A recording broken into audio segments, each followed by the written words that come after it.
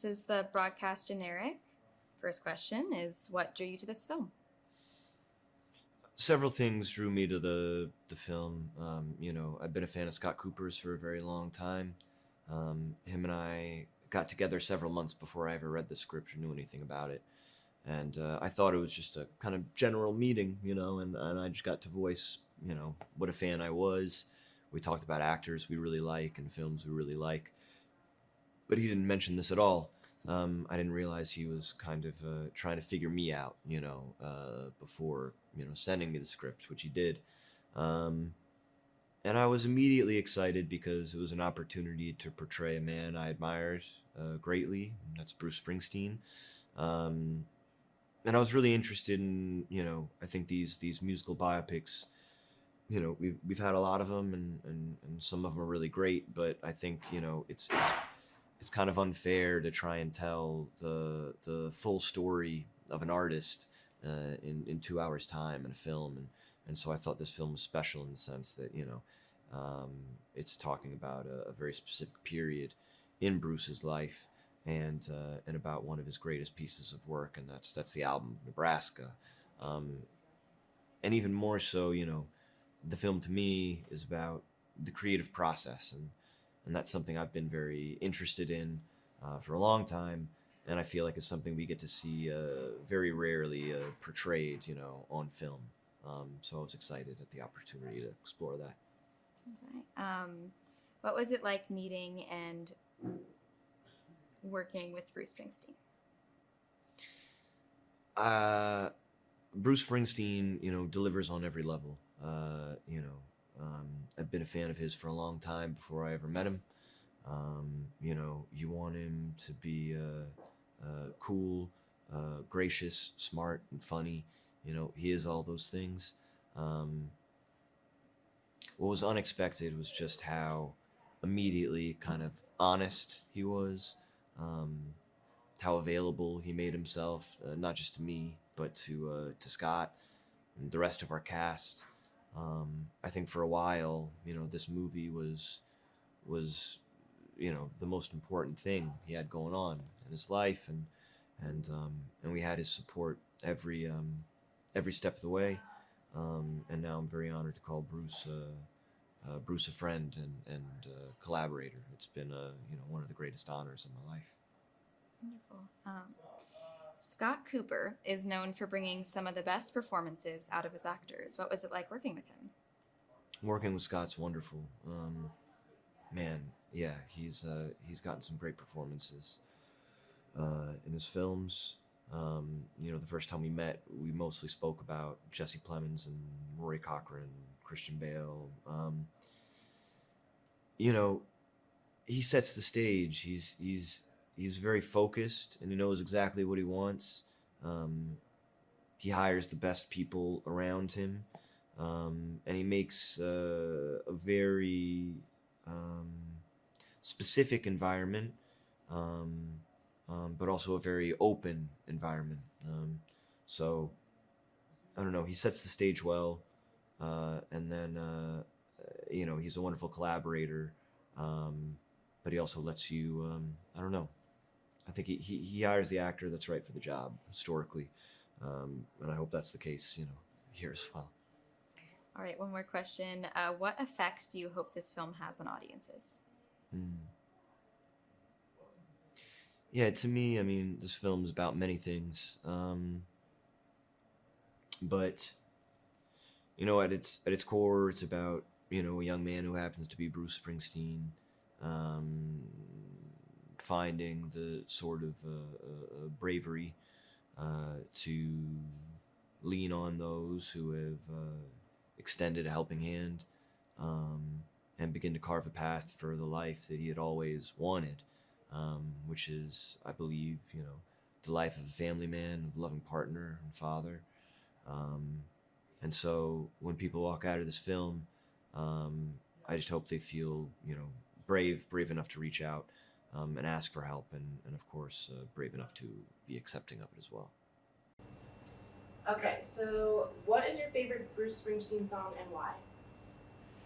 My favorite Bruce Springsteen song is Jungle, and because I think that it is a perfect story.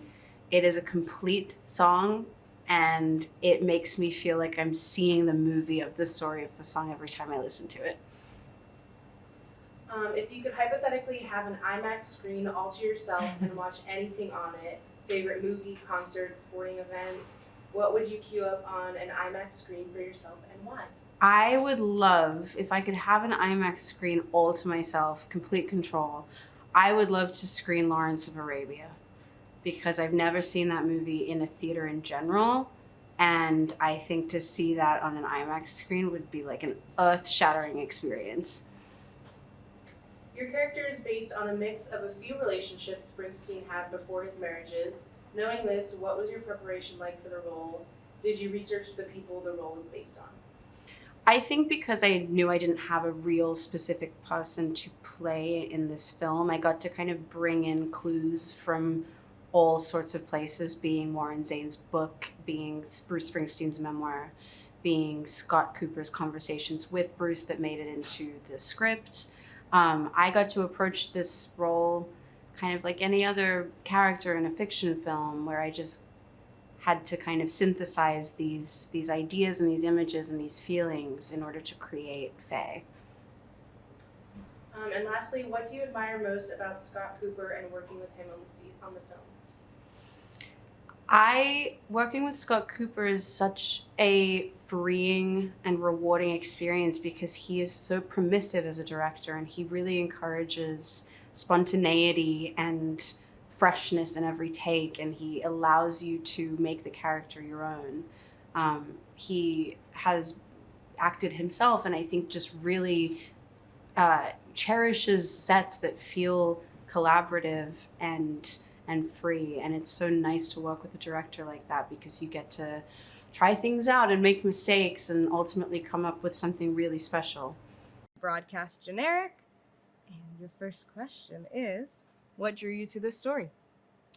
What drew me to Springsteen, Deliver Me From Nowhere, is a very intimate and personal story and chapter in Bruce's life that not a lot of people are aware of. It's a time when Bruce has just come off the River Tour. He's ascending to superstardom, but it wasn't enough. There was something unresolved that was swirling through Bruce's life at this time. He moves back to New Jersey into a rental house in Colts Neck, New Jersey, and he faces the unresolved childhood trauma and anguish that he'd been experiencing all of his life. And the choice for Bruce not to chase arenas and the roar of arenas and number one hits, but instead to choose silence, a 4-track recorder, and the courage to look inward. That gave us Nebraska, one of the best records of the last 50 years, in my opinion. And that's why I made the film. What was behind the decision to concentrate on a specific time in Springsteen's life as opposed to covering more of his life and career? I think I decided to choose this very narrow and specific time in Bruce's life for a couple of reasons. Number one, it's a time in Bruce's life that most people are unaware of. We know Bruce from Born in the USA, Born to Run, Darkness on the Edge of Town, Greetings from Asbury Park, Tunnel of Love, many, many others. But Nebraska is unlike most of his other work. It's very interior, it's more somber, it's, for me, incredibly powerful. And I think it would be easier to tell the story, and maybe more expected, of Born in the USA or Born to Run. But I felt that we have a lot of musical biopic films that cover a rise to fame or a cradle to grave narrative in an artist's life. And for me, that felt too broad. I felt that if I could focus on this incredibly important chapter in Bruce's life, admittedly, he says it's his most painful chapter, then I could tell in this particular time frame all of Bruce's life. And I hope you agree. What was it like meeting and working with Bruce? Meeting and working with Bruce Springsteen is one of the most profound creative experiences I've had. So often people say to you, don't meet your heroes because they'll disappoint you. Bruce not only didn't disappoint me, he exceeded my expectations at every turn. He's a man of great humility and kindness. He's incredibly supportive. He just happens to be one of the great singer-songwriters of all time. But for me, he is, he's become almost like a father figure in some ways. And I'm so grateful that he's allowed me to tell this most vulnerable chapter in his life. And lastly, what effect do you hope this film has on an audience? I hope this film affects audiences in a couple of ways. I hope if they're an ardent Bruce Springsteen fan, or if they're a casual fan, they'll go home after seeing the film, they'll sit in the dark, and they'll listen to Nebraska and really listen to it. Because for me, it's a record that I return to at my lowest and my highest, and it never disappoints. And I've listened to that album probably more than any other album that I've ever listened to. That's one reason. And I think the second reason is that people can see that Bruce Springsteen, a global icon, a legend, can suffer mental anguish and find the right help to get through it. That other men who don't know how to give voice to their pain or feel stigmatized in giving voice to their pain will seek out the help that might not only help them, but like Bruce, save their life. And that's sometimes the power of cinema, that we see ourselves in these stories. And if we can see ourselves in Bruce Springsteen, and that he can get through some of the darkest chapters of his life, then maybe we can too.